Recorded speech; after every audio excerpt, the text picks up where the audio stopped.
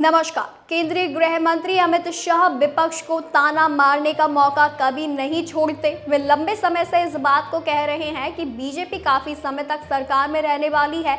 यहां तक कि संसद में भी कई बार इसे दोहरा चुके हैं। इसी कड़ी में मंगलवार को राज्यसभा में एक बार फिर उन्होंने यही कहते हुए विपक्ष पर हमला बोला है। वे आपदा प्रबंधन संशोधन विधेयक पर चर्चा का जवाब दे रहे थे। इस दौरान उन्होंने कहा कि इसमें सत्ता के केंद्रीयकरण का कोई सवाल ही नहीं उठता है। उन्होंने कहा कि विधेयक में राज्य सरकारों और आम लोगों की भागीदारी का प्रावधान किया गया है। असल में इसी दौरान उन्होंने विपक्ष के आरोपों का जवाब देते हुए कहा कि समय के साथ इमारत की मरम्मत ना हो तो वो ढह जाती है। नए नए प्रयोग होने चाहिए। नई नई आपदाओं का अनुभव होता है, इसीलिए नया करना ही चाहिए और कानून में बदलाव किया जा रहा है तो इसमें क्या आपत्ति है। फिर उन्होंने कहा कि उनको लग रहा है कि वे आएंगे तो कानून बदल देंगे। उन्होंने कहा कि अरे भाई, बहुत देर है, 15-20 साल किसी का नंबर नहीं लगने वाला, आप जरा भी चिंता मत करिए। वो आगे कहते हैं कि जो भी करना है फिलहाल हमें ही करना है। इसके बाद उनके बयान पर सदस्य हंसने लगे। अमित शाह ये कहना चाह रहे थे कि अभी विपक्ष वाले विपक्ष में बैठेंगे। आपदा प्रबंधन में आर्थिक सहायता देने में कुछ राज्यों के साथ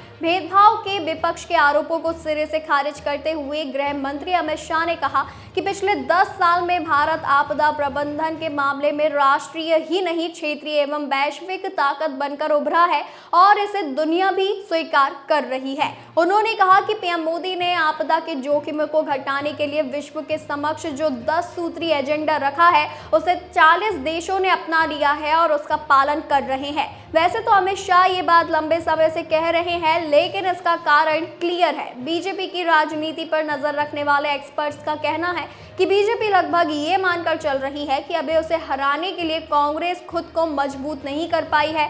रही सही कसर राज्यों की पार्टियों के मजबूत होने से पूरी हो जा रही है। ऐसे में कांग्रेस उठ नहीं पा रही है। अमित शाह के बयान में ये भी निश्चित है कि पीएम मोदी इसके बाद फिर एक बार देश के पीएम बने तो कोई अतिशयोक्ति नहीं होगी।